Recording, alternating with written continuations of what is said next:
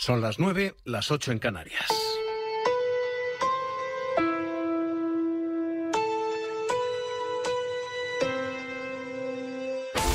En la cadena SER, hora 25. Javier Ruiz. Es noticia de última hora que acabamos de conocer, anulado el dictamen de economía de la Comisión de Reconstrucción que se había aprobado esta mañana en el Congreso. Se cae esa enorme pata de la reconstrucción por un fallo en las votaciones. ¿Qué ha pasado, Mariela Rubio? Cuéntanos. Pues el Congreso ha comprobado que un miembro de la Cámara que había pedido votación telemática ha votado presencialmente. Los servicios de la Cámara consideran que ese voto no puede contabilizarse y deben corregirse los resultados. Como consecuencia de esa corrección se ha producido un empate en la votación del dictamen de recuperación económica, debiendo repetirse la votación porque así lo indica ahora el reglamento. La repetición de esa votación se va a llevar a cabo en el próximo pleno extraordinario. Economía y reconstrucción social, las dos grandes patas de ese acuerdo, no salen adelante a esta hora. Es noticia de última hora. Por lo demás, los datos de la Universidad Johns Hopkins, acabamos de superar los 15 millones de contagios por coronavirus en todo el mundo. Ana Corbatón, ¿qué tal? Buenas noches. Buenas noches. Aquí en España el Ministerio de Sanidad ha registrado 730 nuevos contagios en las últimas horas. Son 200 más que ayer y la mayoría se han detectado en Aragón, Navarra y Madrid. En el mundo, Italia ha duplicado de un día para otro los contagios. En las últimas horas han contabilizado 282 positivos. En Brasil, su presidente Jair Bolsonaro ha vuelto a dar positivo en el test de coronavirus, tercera vez que da positivo en 2 semanas. Y en Estados Unidos, con casi 4 millones de contagios y más de 142.000 muertes, Donald Trump sigue con su estrategia de centrar los recursos de la administración en las farmacéuticas que están desarrollando una vacuna. Ha comprado 100 millones de dosis de los laboratorios Pfizer. Informa para la SER desde Washington, Carlos Pérez Cruz. Buenas noches. ¿Qué tal? Buenas noches. En la carrera por garantizarse el acceso inmediato a una vacuna, Estados Unidos ha llegado a un acuerdo con la farmacéutica Pfizer. Cerca de 2.000 millones de dólares le garantizan las primeras dosis de una vacuna contra el nuevo coronavirus que Pfizer trata de desarrollar junto a la alemana BioNTech. Según este acuerdo, y si la fase experimental se resuelve con éxito, Estados Unidos podrá adquirir hasta 100.000 dosis tan pronto como en diciembre de este año, según explicaba esta mañana el secretario de Salud, Alex Azar. Washington se reserva también la prioridad de las siguientes 500.000 dosis. Las vacunas serían gratuitas para los ciudadanos, aunque las aseguradoras podrían cobrar por su administración. El acuerdo se suma a los que la Casa Blanca de Trump tiene ya firmados con otras 4 empresas farmacéuticas. Sobre las vacunas, advertencia del director de emergencias sanitarias de la Organización Mundial de la Salud, Mike Ryan. Lo realista es que en la primera parte del año que viene veamos a las primeras personas recibiendo vacunas. Eso por un lado. Por otro lado, las vacunas nunca son 100% efectivas, así que tendremos que esperar a ver cuánto de efectiva es y cuánto dura esa protección. Así que la idea de que vamos a tener una vacuna en 2 o 3 meses y que esto va a desaparecer, me encantaría poder decirlo, pero no es muy realista. Y ahora mismo es muy importante que seamos muy realistas con nuestras expectativas.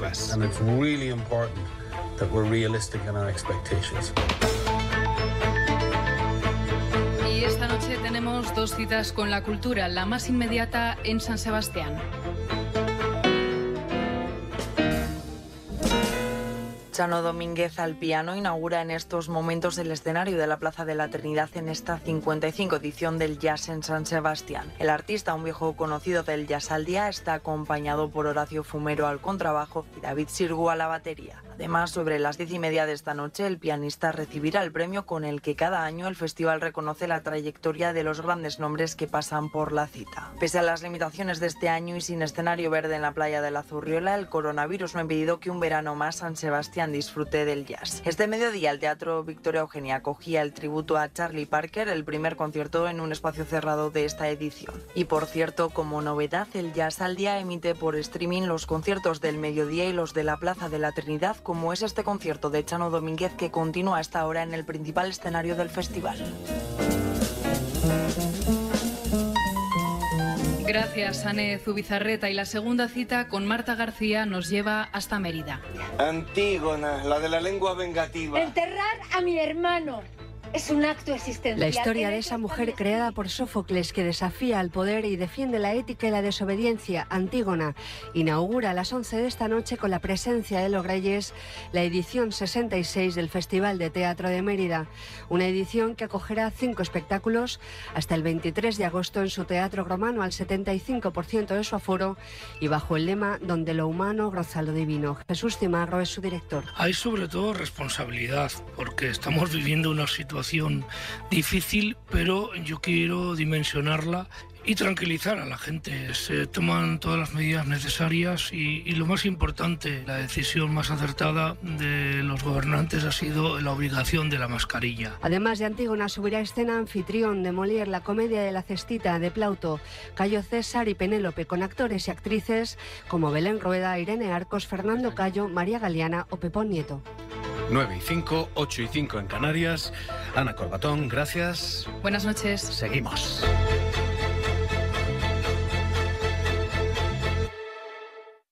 Me vine a la Mutua porque todos mis amigos son de la Mutua y me bajaron el precio. Pero pensé, ¿y luego qué? Y luego se estropeó el coche y me lo arreglaron allí mismo. Vente a la Mutua y te bajamos el precio de cualquiera de tus seguros, sea cual sea. Llama al 902-555-485. 902-555-485. ¿Y luego qué? Vente a la Mutua. Condiciones en Mutua.es.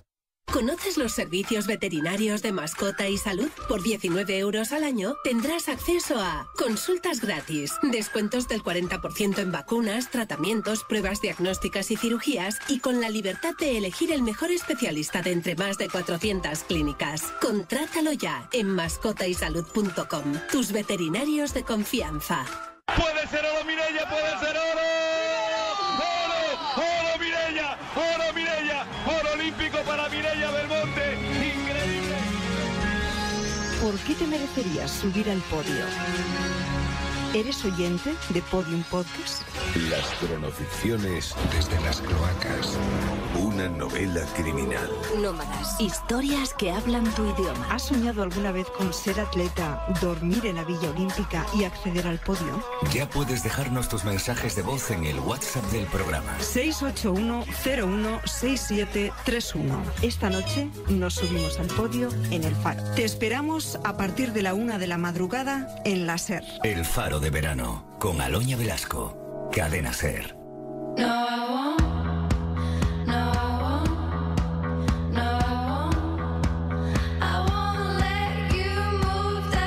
En la Cadena SER, hora 25, con Javier Ruiz.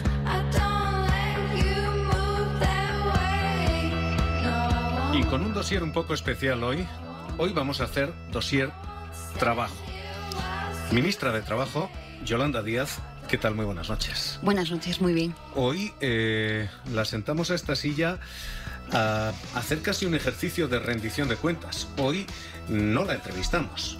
Hoy la sometemos a preguntas de la audiencia. Y créannos, hay unas cuantas y unas cuantas quejas de ERTES y demás. Pero yo digo que la audiencia de la SER a veces está más educada que la SER. Escuche la primera pregunta, porque la primera pregunta no es sobre el Ministerio de Trabajo ni sobre la situación de empleo. Es sobre Yolanda Díaz. La hace María Jesús desde Coslada y dice: ¿va a ser Yolanda Díaz la sustituta de Pablo Iglesias? Hola, buenas noches. María Jesús de Coslada. Mi pregunta para Yolanda es mitad reflexión, mitad pregunta. Reflexión es que Podemos está cayendo en picado. Ya sé que hay estamentos que no les interesa Podemos, pero también pienso que a veces los políticos ponen su granito de arena. Y yo a Yolanda la considero una política coherente, eficiente y sensata. Y bueno, pues mi pregunta es: ¿estarías dispuesta a presentarte como cabeza de lista en Podemos para tomar las riendas del partido? Pienso que ya va siendo hora que una mujer encabece las listas de algún partido. Y creo que tú serías una candidata excelente. Muchas gracias. Yolanda Díaz. Bueno, en primer lugar, agradecerle la pregunta a la oyente. Creo que las personas que me conocen saben dos cosas. Una, soy amiga personal de Pablo Iglesias, trabajo con él, me siento muy orgullosa de acompañarlo, desde hace mucho tiempo. Y la segunda cuestión que creo que conoce las personas es que no me gusta nada la vida interna de los partidos. Por tanto, voy a seguir desempeñando con humildad el trabajo que me ocupa, que es atender la cartera del Ministerio de Trabajo y de Economía Social. María Jesús no repregunta, pero yo sí, ¿esto es un no o esto es un no de momento? No, sencillamente no es un no. O sea, yo creo que sinceramente pienso que me conocéis ya y no me interesa la vida interna de los partidos, sinceramente. Bueno, hoy digo rendición de cuentas, hay muchísimas preguntas sobre los ERTEs, muchísimas quejas sobre la falta de cobros y una pregunta generalizada. Escúchelo porque nos lo ha transmitido Luis, nos lo ha transmitido Emily, nos dicen, siguen todavía a día de hoy, ustedes dijeron están desbordados, pero siguen todavía a día de hoy esperando cobrar. Muy buenas, mi nombre es Emily Quintana, llevo en ERTE desde marzo, estamos a finales de julio. La única contestación que he conseguido por parte del CEPE es que no he cobrado el ERTE porque estaba cobrando un paro parcial, porque estaba trabajando a media jornada, pero no me lo han solucionado. Me han dicho el porqué, pero no me han dicho nada más. Me dice la mujer del CEPE que tengo que pedir cita en mi oficina. Mi oficina no da citas, creo que es la única de Madrid que no da citas, es la de Moratalaz. He pedido cita hasta Ávila, he ido a Ávila y me ha dicho también que tengo que pedir cita en mi oficina. Entonces, pues le pido, por favor, que si me lo pueden solucionar. Gracias. Mi hija se encuentra en ERTE desde marzo y aún no ha cobrado ni un duro. La prestación, en su día se la aprobaron, llegamos a verla aprobada en la página del SEPE, incluso vimos los pagos, la nómina, pero había un error porque no comenzaba el 1 de abril como ponía allí, sino que debía de comenzar el 15 de marzo. Buscamos cómo reclamar, se nos facilitaron un correo, mandamos una reclamación y ¿cuál es nuestra sorpresa? Que la prestación se da de baja de forma cautelar, una baja administrativa y hasta el día de hoy. O sea, todo por un error que alguien ha cometido, puesto que la empresa sí que envió bien la documentación. Es una situación lamentable, primero para mi hija porque no cobra, segundo para su familia que soporta todos los gastos de coche, garaje, piso, manutención, etcétera, durante un montón de meses y que bueno, encima próximamente pues ya no sé qué vamos a hacer porque a todos se nos agota la hucha. Ministra, me gustaría desde el 14 de marzo, ¿cómo es posible que haya gente que todavía no ha cobrado? Bueno, en primer lugar quiero poner en valor el Servicio Público de Empleo, que ha sido recortado en 2.500 personas. En segundo lugar, quiero poner en valor el hecho de que, más de 5 millones de personas han sido no solamente reconocidas sus prestaciones, sino abonadas, con nóminas mensuales que asustan, ¿no?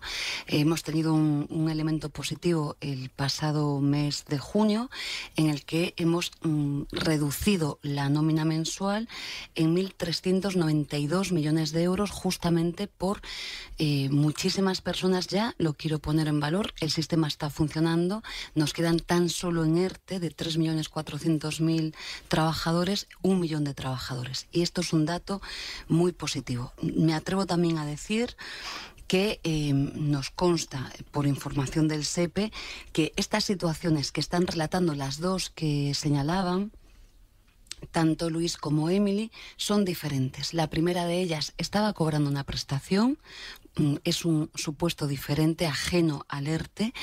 Muchas personas hacen consultas, por ejemplo, porque son autónomos, han intentado una prestación de ERTE a la que no tienen acceso, no tienen derecho. Y la otra, lo que estaba señalando esta persona, es que hubo un error. Estos son los supuestos que ahora mismo quedan, como se señala por parte del Servicio Público, que han de ser resueltos. Yo desconozco cuál es el error error. Ellos decían, ¿no?, que hubo un error en la fecha de reconocimiento, pero desde luego tiene que ser resuelto por el funcionario o la funcionaria pública en cuestión. ¿Cuántos son? ¿Cuánta gente todavía no ha cobrado? Es que pensad que el sistema público, a ver si lo pongo en claro, si hay un error, los errores comunes son: una empresa tramita el expediente colectivo, una hoja Excel, en la que van multiplicidad de trabajadores.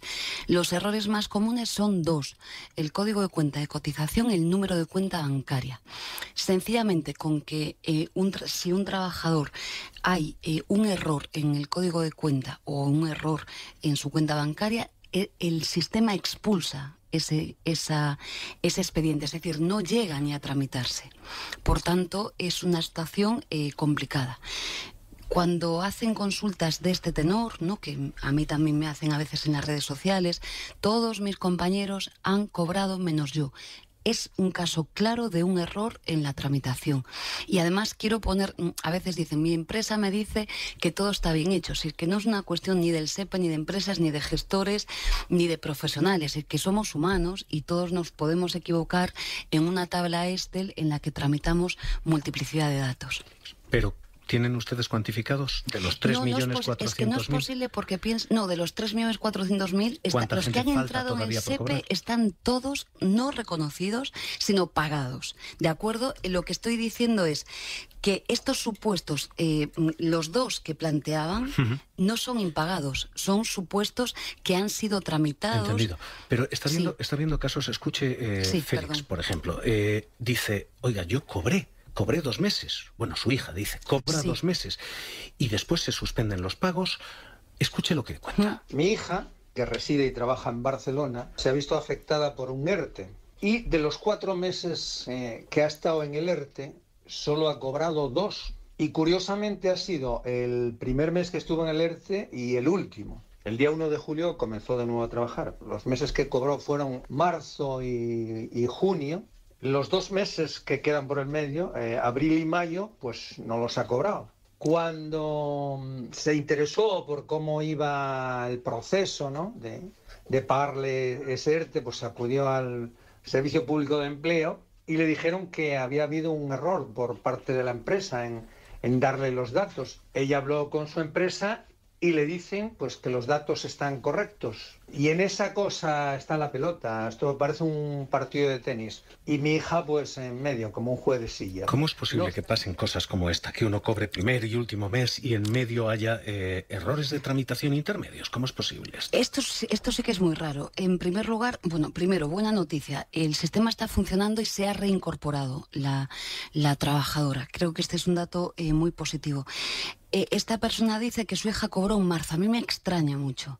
Y voy a decir por qué. Porque sabéis que el primero de los Reales Decretos se aprueba muy tardíamente en marzo. Recordad que empezamos a tramitar la onda de los ERTEs de primera generación realmente en el mes de abril. Entonces me sorprende mucho que haya, ya digo, igual es un error. Pudo haber cobrado económico y luego por causa claro, mayor, un ERTE ordinario después. Y pudo haber cobrado una prestación que a veces las personas no saben discernir, lógicamente. No sé muy bien qué ha pasado, pero sí que es muy extraño. Yo puedo ofrecerme a lo siguiente, y es esta persona, si no sé si es muy correcto, si da un número de contacto a la cadena SER y se nos hace llegar, desde luego lo derivamos al Servicio Público de Empleo para que observen el expediente. Pero sí me extraña porque recordad que el Real Decreto 8/2020 se aprobó muy tardíamente. Ya le digo yo que sí, en nombre de Félix y en nombre de su hija, seguro, ya se lo digo yo. Sin ningún problema. Esto de que te atienden directamente la ministra, ya le digo yo que Félix está encantado, casi seguro, casi seguro. Hay otra cuestión adicional y es, mucha gente está recibiendo estos ERTEs y va a tener 2 pagadores, su empresa y el Servicio Público de Empleo. Eso, a efectos fiscales, 2 pagadores puede suponer un problema a fin de año. Algunos de ellos están diciendo, oiga, me van a cobrar después. Hola, me llamo Marta y mi pregunta para la ministra de Trabajo es qué repercusión fiscal vamos a tener los trabajadores que hemos estado en un ERTE durante toda la situación del COVID, cómo nos va a afectar a la hora de la declaración y de los impuestos. Encarni de Madrid dice lo mismo. Decía literalmente, oiga, ¿me va a penalizar esto por, en fin, tener dos pagadores? Bueno, este no es un tema de la ministra de Trabajo, este es un tema de la ministra de Hacienda. Y es un tema que no solamente se aplica en un trabajador que ahora mismo esté en una situación de ERTE o en una situación de desempleo. Esto se aplica a todo el mundo, ¿no? Lo que hace diferente el tener dos pagadores, como sabéis, es que, bueno, por una cuestión de niveles de renta, tendrás que hacer la declaración de la renta, ¿no? Pero insisto, esto no es un tema de mi competencia y no quiero yo meterme en cuestiones que, ya digo, son de María Jesús Montero, ¿no? En cualquier caso, sí es cierto que cuando uno tiene dos pagadores, sí, pero una de las dos... Quiero señalar lo que es a todos menos. Los trabajadores, ¿eh? Esto, yo sé que los trabajadores que tienen dos contratos, que tienen que uno, bueno, con diferentes realidades, les asiste esta cuestión, y me consta también que hay, bueno, reivindicaciones en este sentido. Hay una pregunta más. Esta es menos de servicio público, más periodística, pero literalmente Fernando dice, oiga, ustedes han prorrogado los ERTEs hasta el 30 de septiembre. ¿Cuánto más los van a prorrogar? Buenas noches. Me gustaría conocer qué previsión tiene el Gobierno de prolongación de los ERTE. Si hasta septiembre, octubre, noviembre o incluso diciembre. Muchas gracias. Bueno, a mí me gustaría contestar que ojalá que no los tuviéramos que prorrogar. Me parece que el sistema está funcionando bien. Pensad que es la primera vez en la historia de nuestro país que hemos mantenido vivas, ¿no?, 550.000 empresas y 3.400.000 trabajadores. Es la primera vez. En la anterior crisis apenas... Pero ustedes sí han apuntado que quizás diciembre. ¿Esto va a llegar hasta diciembre? Yo he planteado desde el principio que el sistema de amortiguación social que han sido los ERTE, que cuestan un esfuerzo ingente de recursos públicos que son de todos y de todas, llevamos a día de hoy, ¿no?, una inversión de 8.000 millones de euros. Siempre digo que no tendría ningún sentido dejar caer el sistema ahora mismo. ¿Qué quiero decir con esto? Que me parece que el sentido común indica que hemos de acompañar a las empresas y a los trabajadores el tiempo que sea necesario. Insisto, ojalá me gustaría poder decir que el último trimestre del año es muy positivo y no tenemos que acudir a este mecanismo. Creo que el último de los grandes acuerdos sociales suscrito por los agentes sociales, se han hecho dos cosas muy positivas. La primera, se mantiene la comisión tripartita, de tal manera que nos vamos a emplazar ya en el mes de agosto para examinar sector por sector, los tenemos muy localizados, para conocer cuáles son las necesidades de septiembre en adelante. Y esto, en fin, creo que es un paso muy positivo. Y dos, preveíamos la posibilidad, ojalá que tampoco se produjera, pero se está produciendo, de asistir a rebrotes, como estamos viviendo en Galicia, en Cataluña, en muchos sitios. Y hemos previsto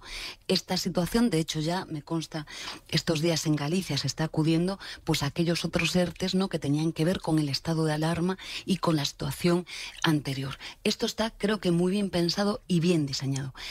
Mi particular opinión es que con este esfuerzo público, insisto, no tendría sentido dejar caer el sistema diseñado.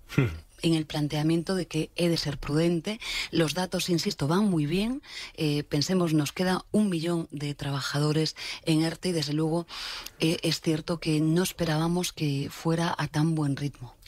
Ministra, ERTEs vistos, teletrabajo. Están ustedes tramitando y están ustedes desarrollando la norma, pero ahora mismo hay quien dice, oiga, yo no tengo claro esto de que mi empresa va a correr con el gasto del teléfono, del ordenador, dice Rocío desde Granada. Buenas noches, ministra. Mi nombre es Rocío. Me gustaría saber si nos podría dar más detalles sobre cómo va a ser esa financiación que están preparando para los trabajadores que estamos desde casa en temas de electricidad, teléfono, internet. Y por otro lado, si han pensado en el efecto que puede tener esto en las ciudades donde existen grandes concentraciones de empresas y todo el sector que mueven de hostelería y otro tipo de servicios que ahora mismo se está viendo afectado por el cierre de estas compañías. Ministra, ¿cómo se garantiza eso? Que la empresa paga el teléfono, que paga bueno, muy rápidamente, de manera justa.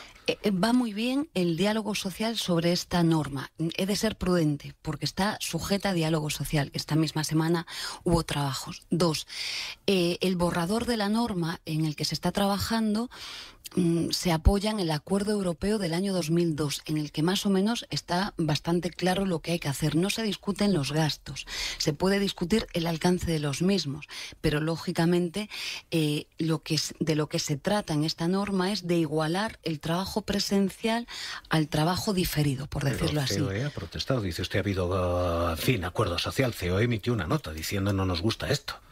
Una cosa es lo que la COE y los sindicatos digan que no les gusta y otra cosa es o lo que diga el Ministerio que no le gusta.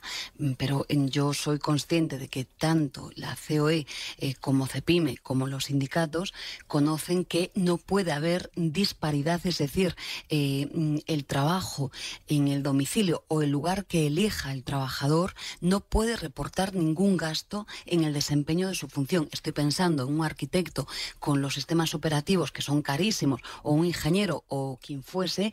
Obviamente esto lo saben todas las... Yo hablo con muchas empresas que ya están teletrabajando y saben que esto es un coste de la empresa. 2, también pensemos que muchos convenios colectivos a día de hoy tienen complementos por desplazamiento, por transporte, por muchos elementos, ¿no?, que también encarecen y que van a ser reportados de manera diferente. Por tanto, ya digo, tranquilidad no, sino que cierta reserva porque se está dialogando, pero todo el mundo sabe que los gastos han de ser repercutidos. Y Rocío señalaba una cuestión que nos preocupa mucho y que es verdad. El trabajo a distancia es una forma de organización de la empresa que se rige en la propuesta que hacemos, igual que el Acuerdo Europeo, por la señal de identidad de la voluntariedad. Es decir, tiene que haber voluntad en el empresario y en el trabajador. Si no se da este requisito, no se va a poder teletrabajar, ¿no? Pero ella dice, ¿no?, es que si todos nos vamos fuera, ¿no?, de los lugares de trabajo habituales, los pequeños comercios, tiene razón, tiene muchos riesgos el teletrabajo. Por eso tiene que ser una norma pausada, pensada y debatida. Tiene razón Rocío. Natalia le plantea situación personal. Ella trabaja en una ONG y dice... Hola, buenas tardes. Mira, mi nombre es Natalia y quería saber si la ministra Yolanda Díaz me podía responder a una pregunta. Yo, antes del estado de alarma, fui enviada por mi empresa a teletrabajar con un papel en el que yo me comprometía a realizar mi horario desde casa y ellos se comprometían a darme trabajo, pero una vez que saltó el estado de alarma me mandaron a un ERTE diciéndome que es que yo no podía teletrabajar cuando ya unos días antes se me había enviado para ese fin. Muchas gracias. Le contesto rápidamente a Natalia. Aquí hay 2 situaciones. Una primera situación que sería que, que su ONG, en este caso su empleador, actúa con corrección y por tanto en principio tiene cierta actividad que pudiera ser, ¿no?, en el momento culmen de la pandemia y la mantiene teletrabajando. Pudiera ser, le pasa a las empresas, que baja el nivel de actividad y se ven abocados a concitar un ERTE. Este es el supuesto, digamos, en el que todo está bien. 2, si no es esta situación y la actividad de la ONG y del empleador es la misma, estaríamos ante un ERTE sin causa. Y aquí lo que le recomiendo a Natalia, lógicamente, es que impugne el ERTE. Desconozco más datos, pero si no hay causa, es decir, que estamos ante la misma situación, ha de impugnar este ERTE y, por tanto, defender sus derechos. Hemos visto ERTEs, hemos visto teletrabajo, empleadas del hogar. Ha habido mucho y muchas preguntas en torno a esto. Escuché una que es también reivindicación, diciendo por qué un régimen de empleadas del hogar, por qué no su integración en el régimen general, nos dice Caridad desde Pamplona. Javier, por favor, pregúntale a la señora ministra de Trabajo por qué no nos integran a las empleadas del hogar en el régimen general. Es una vergüenza que estemos cotizando, algunas, a la Seguridad Social y no tengamos paro. Eso no me lo puede decir a mí a la cara. Bueno, en primer lugar, no es competencia de la ministra de Trabajo y, por tanto, quiero ser prudente. Ahora bien, tiene razón Caridad, el desempeño que se ha hecho, ¿no?, de integración en el 2011 con especialidades, tiene especialidades que son sangrantes. Una de ellas es, como es bien conocido y he sido clara desde que he llegado al Ministerio, privar a un sector de las, en este caso femeninas, trabajadoras, de un derecho como es la prestación por desempleo, desde luego es hablar de auténtica desigualdad. Desde que hemos llegado al Ministerio y antes de la pandemia hemos dicho justamente que queremos ratificar el convenio 189 de la OIT y hemos hecho lo que no se ha hecho en toda la historia de la democracia española, que es diseñar por vez primera, con muchas dificultades, un subsidio específico para las trabajadoras del hogar. Pero las cuestiones que ella plantea son competencia del ministro Escrivá y sí quiero señalar que pensemos que las trabajadoras del hogar tienen sus cotizaciones topadas. Me quiero explicar. Normalmente ellas son las que piden cotizar más o cotizar de conformidad al salario y las retribuciones que tienen. Sin embargo, el sistema actual les topa, les limita la capacidad de cotización. Por tanto, yo coincido con lo que dice ella, pero no es materia de mi competencia. Dice usted ayudas a las empleadas del hogar. Teresa, desde Marbella, nos dice esas ayudas, igual que nos decían los ERTES, en muchas ocasiones siguen sin llegar. Señora ministra, ¿para cuándo el subsidio de las trabajadoras del hogar y de los cuidados? Bueno, a Teresa muy rápidamente. Como sabéis, este lunes se terminó el plazo de un mes para presentar todas las solicitudes en el subsidio especial, que es histórico en nuestro país y que yo pido que lo cuidemos porque bueno, me consta, ¿no?, que es una gran reivindicación y que, bueno, que hemos de poner en valor. Por tanto, ya se están reconociendo y se están pagando estas prestaciones y a lo largo de estos días, también con el acuerdo que se ha forjado con las entidades financieras, se les va a ir pagando. También quiero señalar que es muy complejo este subsidio. Recordad que en la norma decíamos que nos dábamos un plazo para diseñar una herramienta informática y de gestión ex novo, y yo creo que las trabajadoras del hogar saben muy bien de lo que hablo. Digamos que hay que hacer este sistema, no estaba en nuestra operativa y es bastante complicado porque una trabajadora del hogar normalmente no tiene un único empleador. Normalmente una trabajadora del hogar trabaja 2 horas, 3 horas en una casa y así en sucesivas casas. Esto es de bastante complejidad para ser tramitado, porque estamos tramitando expedientes en los que tenemos que calcular la prestación, la base reguladora de cada una de esas viviendas, de esas casas en las que tiene empleadores diferentes. Pero insisto, este lunes se terminó el plazo y se están tramitando y reconociendo y pagando. Ministra, 9:30 de la noche, me han dicho que el vecino de al lado, el del hora 25 de los negocios, no se molesta si nos comemos 3-4 minutos, así que nos vamos a comer 3-4 minutos de la hora 25 de los negocios, porque hay 2-3 preguntas que le quiero plantear. Primero, la plantea hoy Borja. Acuerdo en Europa. Se ha cerrado un acuerdo y se dice es un acuerdo histórico. Y se dice es un acuerdo que va a obligar a mantener la reforma laboral. Escuche. Muy buenas tardes, mi nombre es Borja y le mando esta pregunta a la ministra Yolanda Díaz desde Madrid. Señora Díaz, ¿en qué medida, si es que afecta en algo, va a afectar el acuerdo alcanzado en Europa a la legislación laboral en España? ¿Se va a mantener el compromiso del Gobierno con derogar la reforma laboral? ¿Hay alguna implicación, alguna repercusión para las pensiones u otros aspectos? Muchas gracias. Rápidamente, en primer lugar, quiero poner en valor lo que ha hecho el Gobierno de España, particularmente el presidente, el señor Sánchez, porque ha peleado y defendido los intereses de nuestro país y lo quiero poner en valor muy seriamente. A veces no somos conscientes de lo que se ha hecho y yo quiero reconocer esto públicamente. 2, este acuerdo es histórico por varios motivos. En primer lugar, porque de alguna manera lo que hemos hecho es dar una señal a los ciudadanos y ciudadanas europeas en la que se enmienda la gestión que se ha hecho y el déficit que tuvo la Unión Europea en la crisis anterior.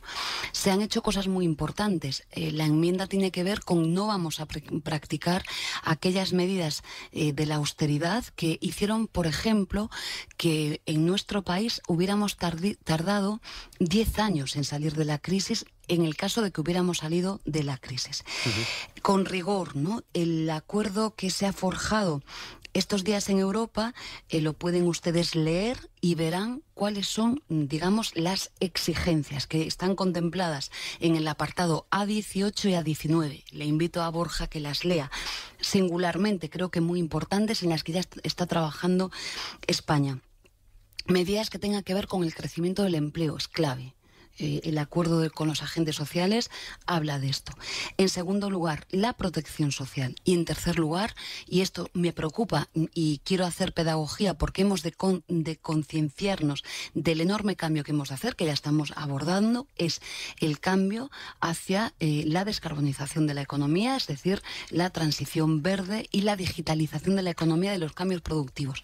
Esto es lo que es el acuerdo que se ha suscrito. Pero eso es lo que se dice. Yo creo que la gente tiene un miedo y es lo que no se dice. Se calla que va a haber un recorte de pensiones, se sostiene la reforma laboral. Javier, es que no es verdad. Y me remito a otra norma, que es a otra recomendación que es importante para que el oyente Borja lo pueda cotejar, que es las recomendaciones de mayo de la propia comisión, en las que igualmente nos señalaban 4 recomendaciones para España.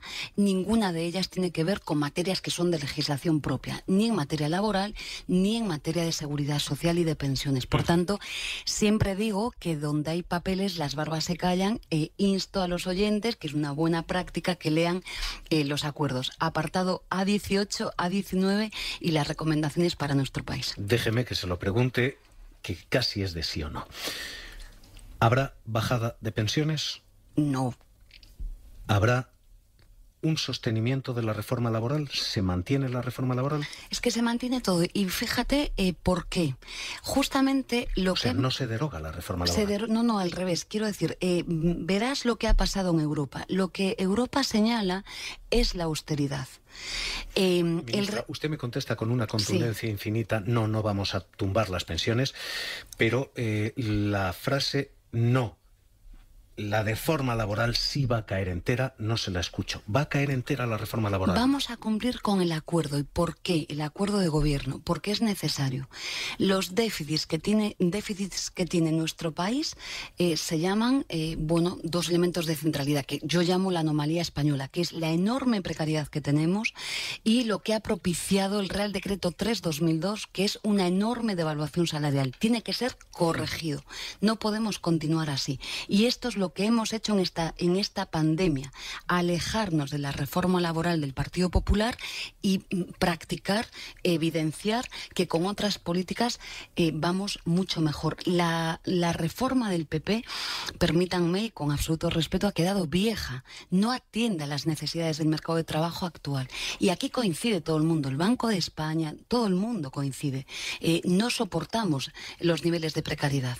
Por tanto, creo que es necesario, con absoluta tranquilidad, en el seno del diálogo social, como estamos haciendo, tranquilamente, ir haciendo cosas. El trabajo a distancia, igual que el 52D, es una norma que incorpora la reforma del PP, el artículo 13, y lo estamos desmontando con una regulación que estamos haciendo ahora, como hemos hablado, específica. Me queda una cuestión más, una pregunta más, plantean los oyentes, y es: temporeros, inspección de trabajo, porque es básicamente lo que vienen a decir, y cómo es posible que ciertas condiciones laborales o cierta falta de condiciones laborales estén contribuyendo a expandir el virus. Plantea, por ejemplo, Marián, desde Zaragoza. Mi pregunta está relacionada con el rebrote del coronavirus en trabajadores temporeros del sector hortofrutícola e incumplimiento de los EPIs por parte de la empresa, que ha sido especialmente problemático en Huesca o en Lérida. En este sentido, sentido, ¿se va a tomar alguna medida especial al respecto? Por ejemplo, en las inspecciones de trabajo, a partir de ahora, y aparte de controlar el cumplimiento de la normativa laboral en materia de seguridad e higiene en el trabajo, ¿se van a incorporar nuevas medidas de supervisión específicas para la prevención del COVID? Me gustaría saberlo. Muchas gracias. Ministra, ¿se va a endurecer? Muy rápidamente. En primer lugar, a Marián y a los temporeros en nuestro país les quiero dar las gracias. Nos han salvado la vida. Han permitido que nos alimentáramos todos los días y en condiciones, me consta que muchas veces deficientes. 2, hemos hecho bastantes cosas. Nada más llegar al gobierno, recordaremos que hemos tomado una medida que fue muy polémica, reformado el artículo 19 de la Inspección de Trabajo justo después del informe del relator de la ONU. Digo fue polémico porque tenía que ver con los alojamientos de las personas que dispensan sus funciones en esta cuestión. Fue muy polémico porque decían que hay un debate siempre sobre las entradas en los alojamientos y demás. 2. Hemos desplegado una campaña sin precedentes en la Inspección de Trabajo, en la que ya se venía, por cierto, trabajando desde hace exactamente 3 años. Pero no ha surtido efectos. Está surtiendo efectos. Fíjate, casi todas las semanas, y me duele mucho decirlo, tenemos actuaciones. Esta campaña, además, se forja en colaboración con el ministro del Interior, con el Ministerio de Interior. Todas las semanas tenemos noticias horribles de las condiciones en las que se trabaja. Por tanto, está siendo muy efectiva. Tenemos 1000 inspecciones en esta cuestión. Y quiero también aprovechar, porque me he quedado perpleja y sorprendida, desagradablemente, observar cómo 2 patronales agrarias me han amenazado a mí directamente por esta campaña de la inspección, causándome, bastante tristeza, porque yo creo que estas personas lo que deberían de hacer es velar, primero, por los derechos laborales y derechos fundamentales que muchas veces se incumplen, Me consta además que la gran parte de las empresas cumplen con estas obligaciones, pero insisto, yo creo que son públicas. Yo me he quedado sorprendida, primero por la agresividad de las amenazas y segundo, yo creo que los empresarios, como todo el mundo, tienen que defender la legalidad y esta es una campaña más. Y también quiero señalarlo, ayer hemos tenido, creo que ayer, Consejo de Ministros. Vamos a trabajar en todos los ministerios implicados, que somos varios, porque hay temas de migración, hay temas de seguridad social, hay un montón de temas para profundizar en esta materia. Es decir, que el Gobierno de España está comprometido con esta problemática. La semana anterior tuve una reunión de trabajo para endurecer inspecciones.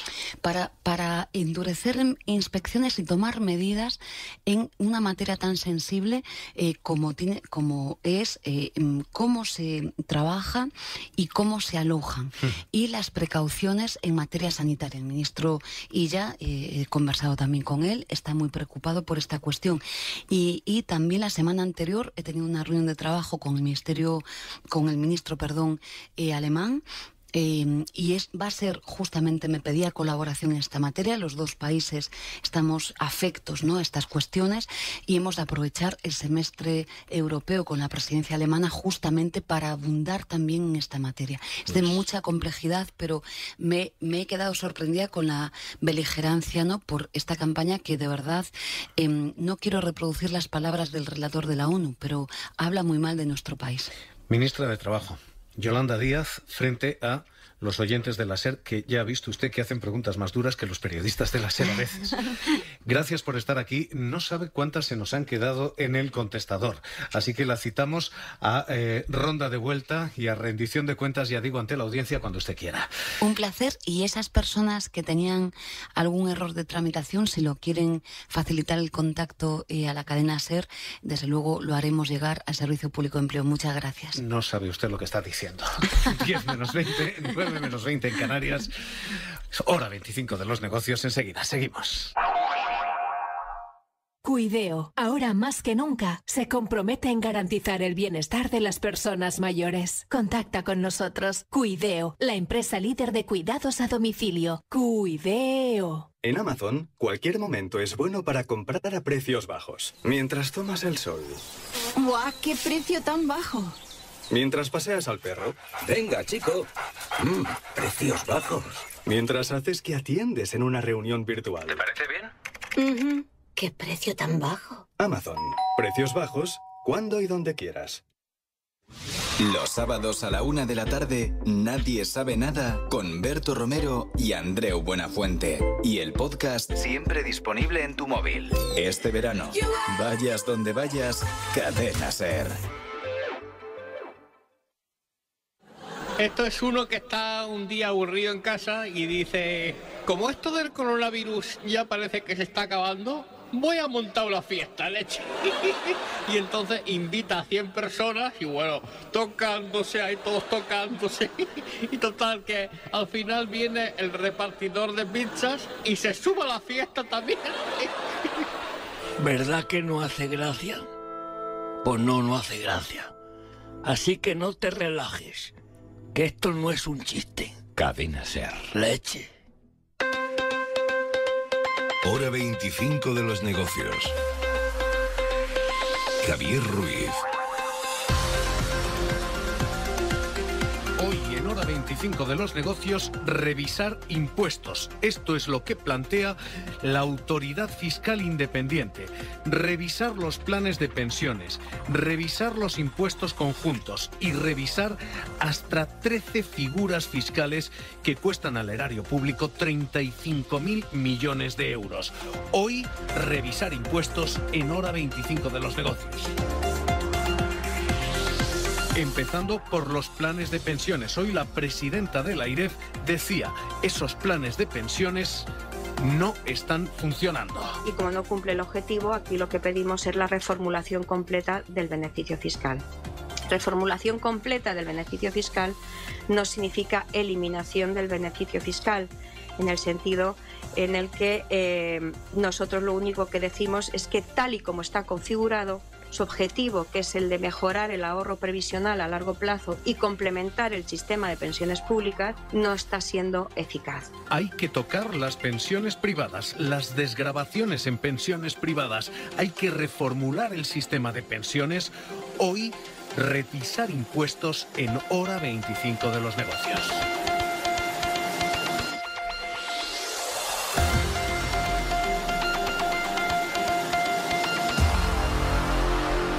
Porque esta es hoy la propuesta que hace la Autoridad Fiscal Independiente. El diseño de la revisión que ha hecho señala que los beneficios fiscales que ahora mismo se están perdiendo y no están siendo efectivos hacen que por el coladero de los impuestos se pierdan 35.000 millones de euros. Esto es lo que hoy dice la Autoridad Fiscal Independiente. Dice literalmente que los planes de pensiones no están funcionando bien y que declaraciones de la renta conjuntas tampoco.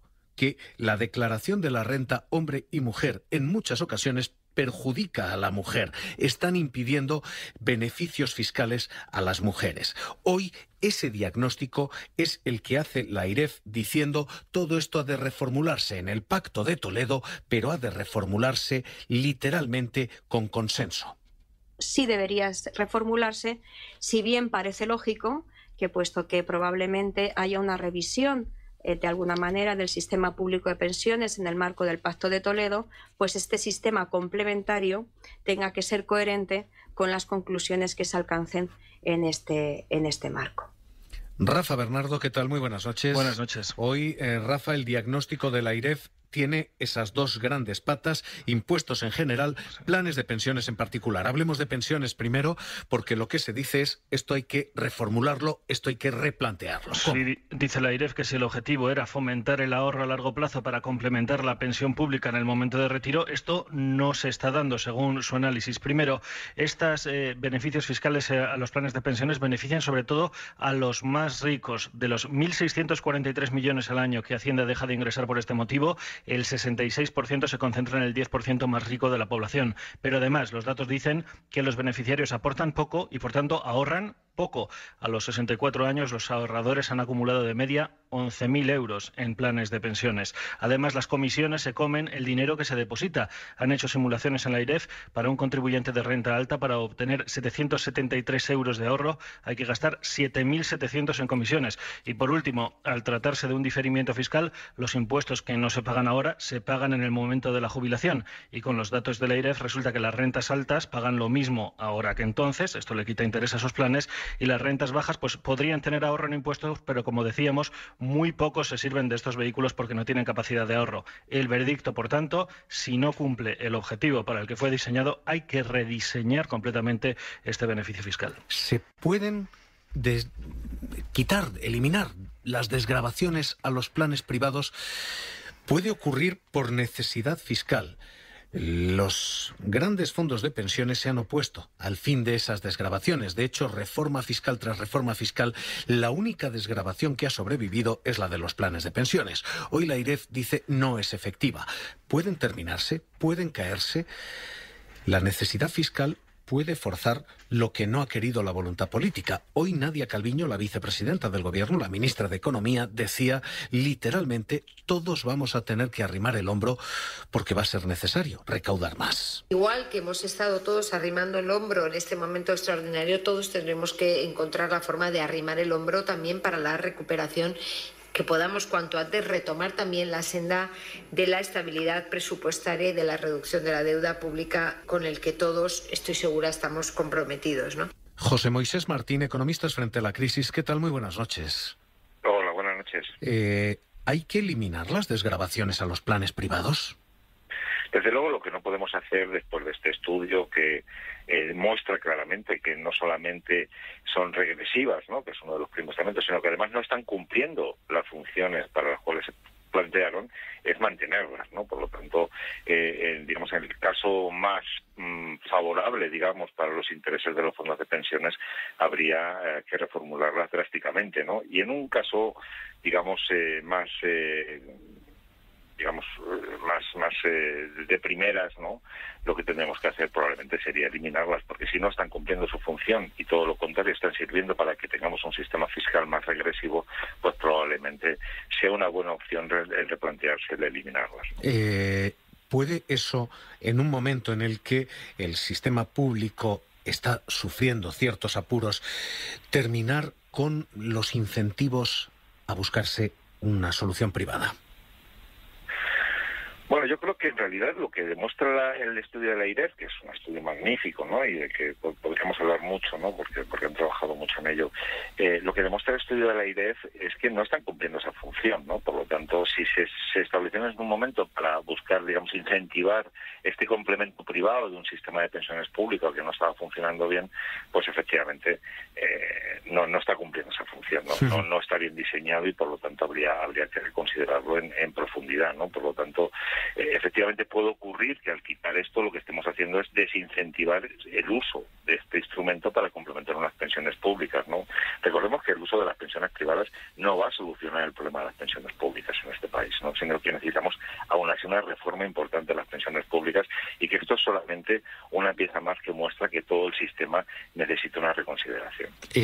No se retire, José Moisés Martín, Economistas frente a la crisis, porque esta es la primera de las grandes propuestas que hoy hace la AIREF. Insisto, es extraordinariamente importante por quien la firma. Es la Autoridad Independiente de Evaluación Fiscal. Así que esta es la primera de las grandes patas hoy. Hay que terminar con las desgravaciones en los planes de pensiones privados.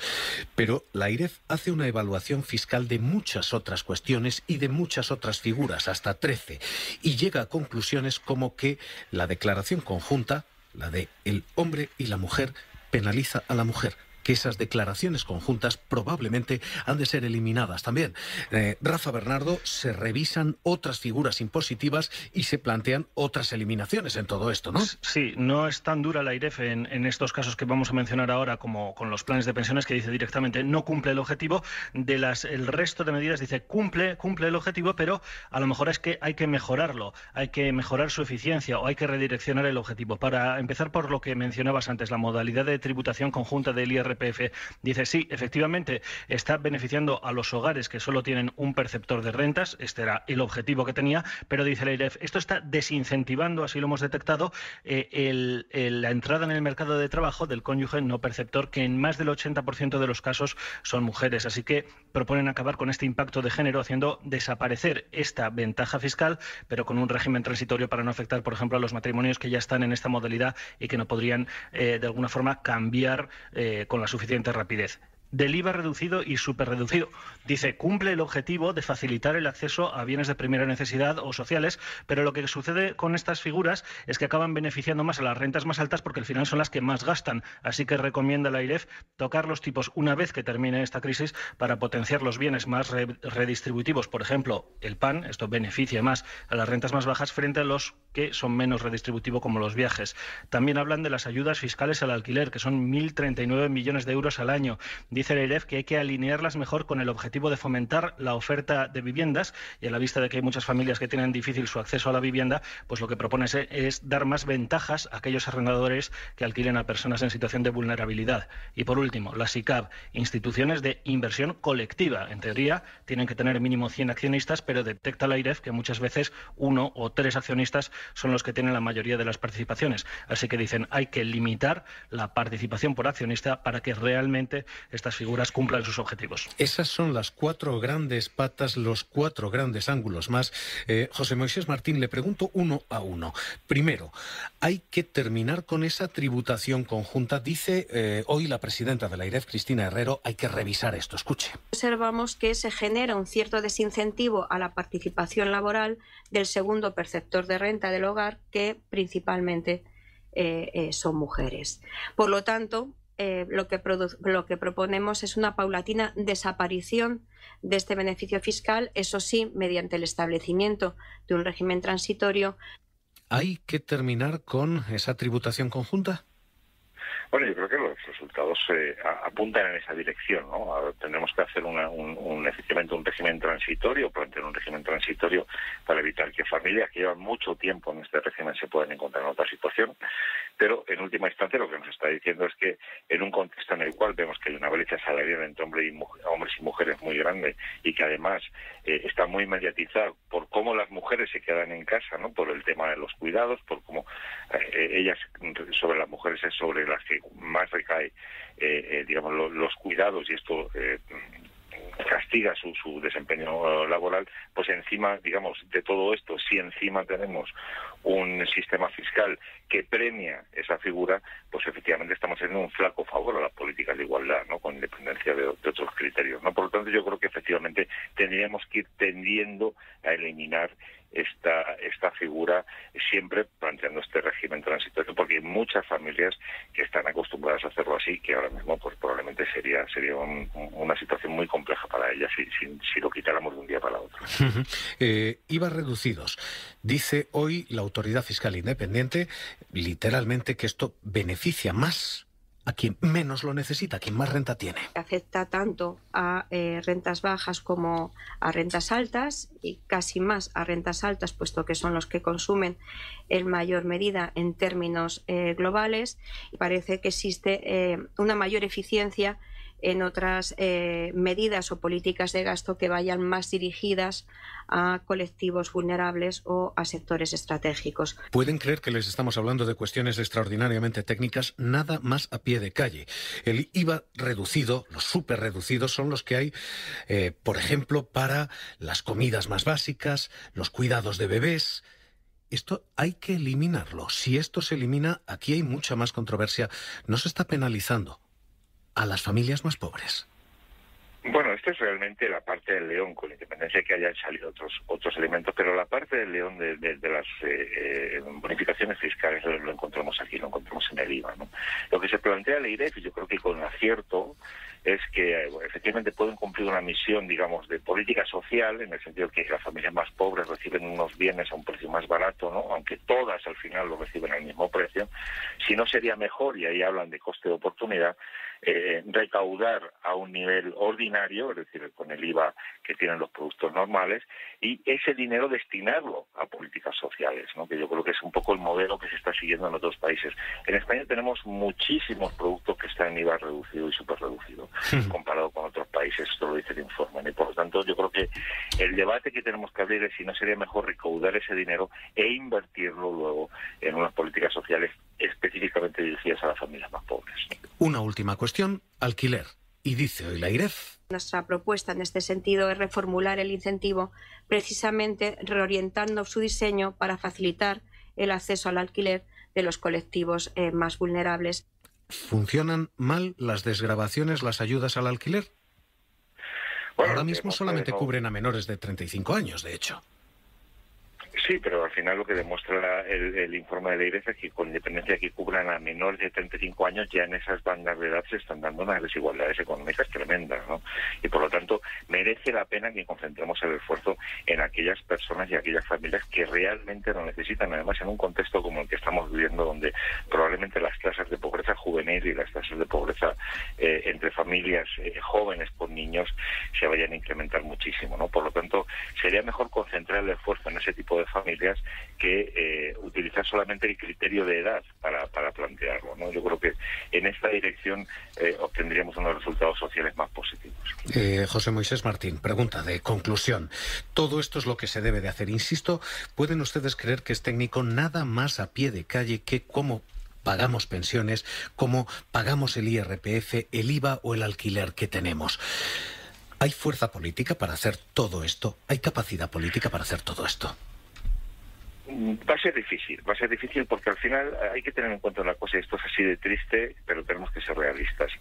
Detrás de cada bonificación fiscal probablemente hay un grupo de presión, y por lo tanto en un contexto en el que estamos con una fragmentación política tan grande y con una falta de acuerdos en política fiscal que está muy, digamos, nos está amenazando y que de hecho nos dificulta el tener una senda de consolidación fiscal efectiva como la que ahora nos va a exigir Europa, va a ser difícil ponerlo en marcha. Pero yo creo que merece la pena intentarlo, porque efectivamente son estos grandes agujeros. Pensemos que estamos hablando de cerca del 4% de nuestro PIB, o sea que es una cifra muy considerable.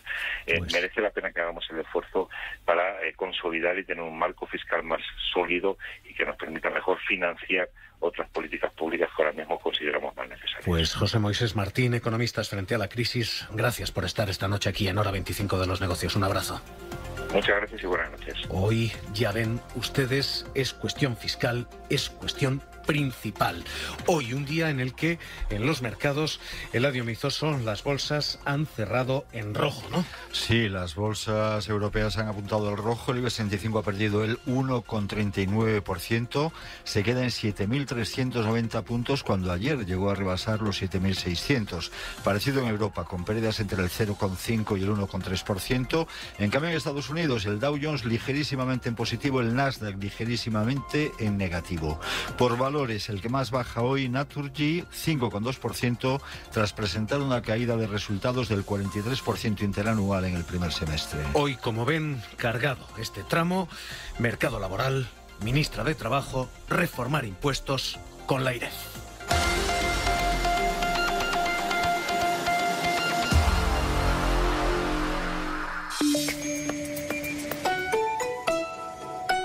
Poder de la voz.